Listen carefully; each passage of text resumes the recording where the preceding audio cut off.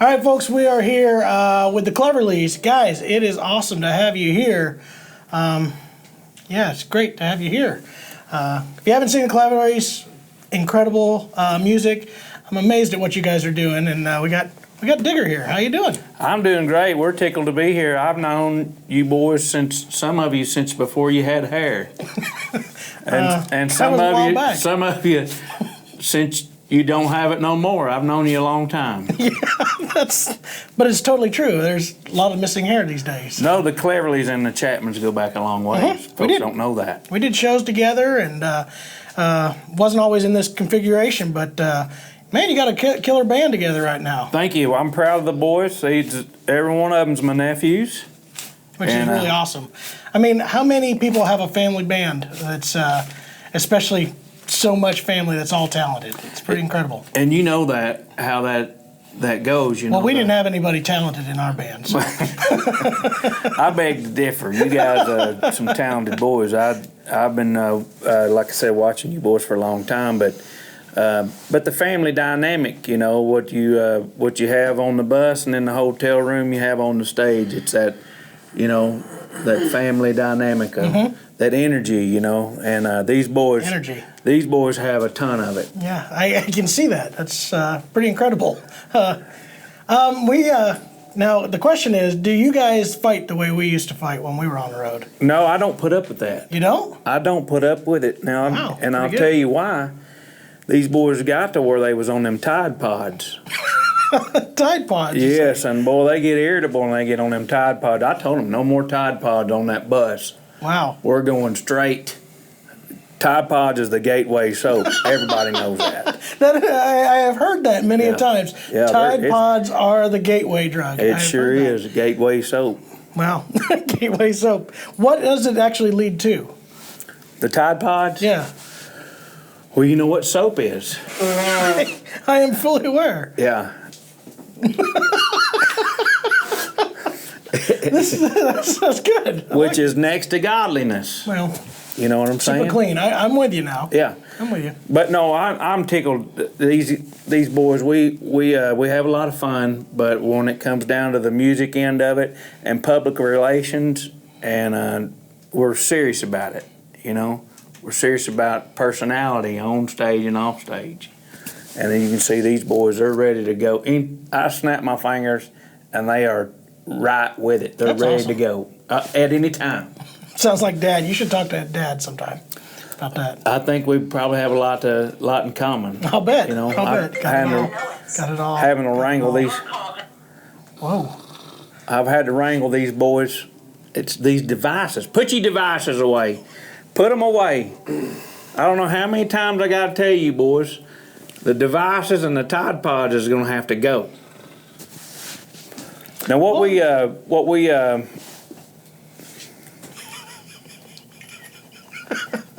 on all that socialized media. I see that. I see that. We're doing the Facebook, and we're on the Tweaker. The Tweaker. Yeah. We're tweaking 3 or 4 times a day. I'll bet you are. You got to stay relevant. You boys know how it is. You got to stick with it. I mean, I'm glad that stuff was not as strong when we were on the road, but I'm glad you guys are on top of it. Yeah, we are on top of it. We're on even some of the dating sites, Ancestry.com. Really? Mm-hmm. I didn't know that was a dating site. Yes, sir. Down in Arkansas. Oh, I bet it is. I can see. It's real popular. I can see where that could happen.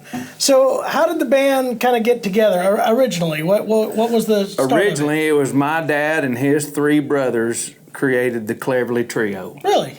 And then I run off with my late wife. We run off to California, and I would become a guitar tech for Leif Garrett. And she was working on the set of a movie called Menace and Mayonnaise. Mm-hmm. She was I believe I've seen that. Yeah, she never made it to the big screen because she died in the making of it. Really? Yeah, it was a show called Menace and Mayonnaise. She played the part of Scarlett O'Hara.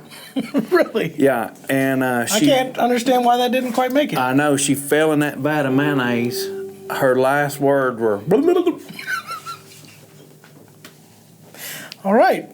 Well, I hate to laugh. Talk about it. Yeah, I'll bet. I didn't mean to laugh there on that. That was probably inappropriate. I'm sorry. To answer your question, I came back to the Ozarks, Cane Spur, Arkansas, and I decided to put the band together. And then me and a couple of my brothers worked for a while. My brother Vernon Dean, who we call VD, he was a banjo player. Y'all know old VD. Yeah. He's retired. He lives in a teepee out behind Grandmommy's house making dream catchers out of cat hair. Out of cat hair. And so now his boys, and all three of these is his boys. Really? Yep.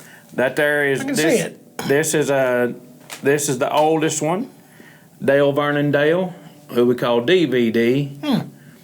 3 seconds later, this one right here was born, and this is Stephen Tyler Dale, STD, we call him. Yeah.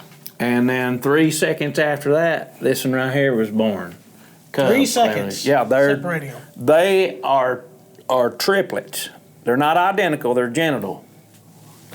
Okay, I'm gonna try to follow that. Yeah, and then this one right here is my sister Delva's boy, and he plays the doghouse bass, and he's been traveling with us for quite some time, ever since he come from that Salavi institution in St. Paul, Minnesota.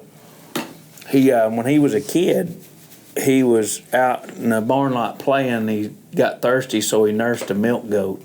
Nursed a milk goat. And she died from a fungus that was in his saliva. And the folks from the National Saliva Institute in St. Paul, Minnesota come and got him. Oh, saliva. I got you. Yeah. Yeah, and he lived in a lab with rats and monkeys till they figured out his spit is an antidote to the Komodo dragon bite. Really? I'm going to keep that in mind next time I'm around the Komodo dragon, I guess. He is single too, ladies, by the way. We will be posting a number on the bottom of the screen. Maybe that'll help you out a little bit on it. Yeah, or you can go to his profile on Ancestry.com. That would be pretty slick. So how long ago was it that this particular configuration came together? Well, this in here, like I said, Ricky Lloyd, he's been with me for about 4 years. And then these two have been with me the last 2 years. And Stephen Tyler Dale, he comes in every now and again. See, my other nephew, Sock, plays the fiddle for us a lot of times. And when Sock can't make it, STD moves in. That's pretty cool that you got all those bases covered. So it's great to have a family that picks and plays like you got. So what was it that kept him from making it on this particular trip? He was at a bris. He was playing bluegrass at a bris. He and the Moyle. They play in a kosher bluegrass band. Kosher bluegrass. Yeah, and there's a lot of demand for kosher bluegrass. Yeah, especially in East Tennessee where he lives. And so tonight they do bris every third Thursday of every month, and that's where he had just a conflict of interest. That makes sense. Yeah, that makes sense. So I remember a while back there was some interest in alpaca farming. Is that still happening? We still do that. Oh, man. We still calm down, son. Boy, he's getting excited. I can see it. You see that? I saw that.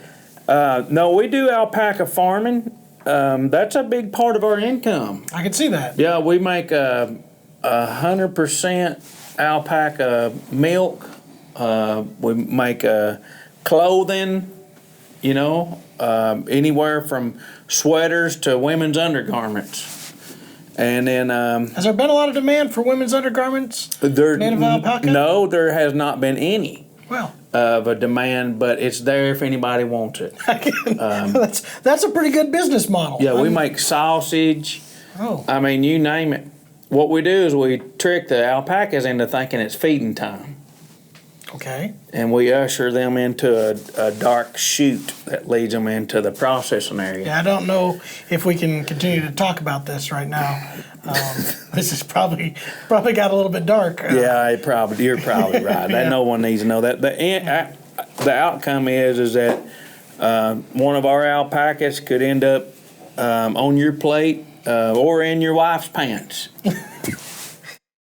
We have a new album coming out. Do you? I wanted to tell you boys about. Yeah, we signed with Mountain Home Music in Asheville, Great North fellas. Carolina. They're great people, and they're putting out some good music. And we just finished the record up. It'll be out in March, we're thinking, sometime. I don't have an exact date. But we do have a single off that. We wanted to give some people a little appetizer. Sure. Baby is the new single. And it's the first time that we've ever had anything on the Bluegrass charts Really? before. Yeah. We've never, surprisingly, we've never made the charts. I don't know how surprisingly, but No, we've been on a couple of pie charts, but Well. we've never made the Bluegrass charts, and we're excited about that. Yeah. But the album's great. We got a lot of people behind it, and yeah. And well, that was a great tune. I mean, it was originally done by Justin Bieber, yeah, right? yeah. That Baby song, our release now, was by. It's as American as Justin Bieber. That song is. Yeah. You are aware that he's from Canada, right? Okay. But the record is great. You guys are gonna love the record. We got all kind of great songs. I'll bet. Brand new material.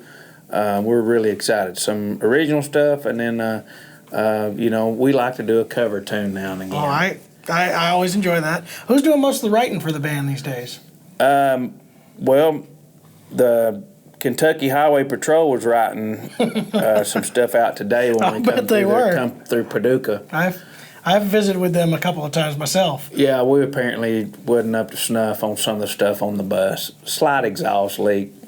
Some cattle got killed or something. I don't know, but we had to gas it getting up that hill. But no, we collectively all collaborate together. Well, that's good. And I think that's important to do that as a family. So that's kind of brings me to your material. You've been known to have material that comes from places outside the normal bluegrass, places. Mm-hmm. We're seeing stuff, Black Eyed Peas, and you name it. T-Pain. Yeah, stuff that most of the bluegrass audience is not aware of. I mean, what made you guys get connected with that kind of music? It was my boy, Junior. Junior. I got two boys, Digger Jr. and Digger Jr. Ah, gotcha. And we was playing this place just not far from here in Forsyth, Missouri, the Chinese Burrito. The Chinese burrito. You ever been down there? I have not been to that one, but I'm betting it's incredible. Get the American burrito if you do. It's Not the Chinese burrito. No, well, it's a half Chinese and half Mexican food in the burrito, and they call it the American. It's a real thing. Anyway, we was doing a Saturday night gig down there, and my boy said, why don't we put one of these songs on the YouTube? And we had been doing a song because we don't believe in genre lines. It's all music. You know what I mean? I got you. People get uptight about that sometimes. Well, that ain't bluegrass. Well, it's music, and and we enjoy it all. We really do. So I told my boy, I said, I don't know about going on the internet. I don't. They can hack into you. If you get on the internet. I've seen people have problems with that, yeah. He put it on there, and it caught a virus. That video did. Really? And it just went, it spread like it was at a college campus. I think they call that viral. That's what happened. Oh, gotcha. That's what happened. Gotcha. That video done that, and the next thing I know, we're playing all over the country, living our dream, Well, just about scared the fire out of me. When you started doing that kind of music, so I know, like with our dad, pushing into new areas like that was not like very easily convincing him. So with your family being involved, especially your dad being involved, what was his thoughts when you guys started doing this? Well, unfortunately, he never got to see us do this. Really? I was going away guitar teching for Leif Garrett, and I think that right after that's when I got that flute tech job for Jethro Tull. Really? Flute tech? Yeah. I didn't know you knew how to do that stuff. Oh, man. Like I said, you grow up on the farm, you can do anything. I have heard that too. Pull calves, play the flute. It's all about the same. I got you. But anyway, I come back to be the patriarch of the family because my daddy had passed on. At what age did you have to have that happen? I was 28. 28. 28, already had 2 little boys Wow. at that time, and a wife who had just died in a big vat of mayonnaise. Yeah, I think we discussed that story. And I come back to the place and took it over, and I never regretted it because I'm at home with family who I love. Pay attention. And I love my family. I think it's important to, be affectionate and caring and loving. It all reflects in what you're doing. Well, I'm glad to see you guys are doing it. I'm glad to see that you got the boys involved in the music. It's really, it's been a lot of fun for us on the outside to watch this over the years. You guys have really kind of come into your own, and there's just some amazing talent and ability here. You got everything kind of just working for you right now. So I'm very happy for you, Dick. Thank you very much. Absolutely. We're real happy too, and I'm proud of you guys too of all this stuff. I remember when you opened the doors here, and I tell you, you guys have come a long way, and we're real thankful for y'all's support. Well, we are so glad to have you up here. I'm glad you guys were able to stop by, boys. Again, thanks for stopping by, and we sure do appreciate it.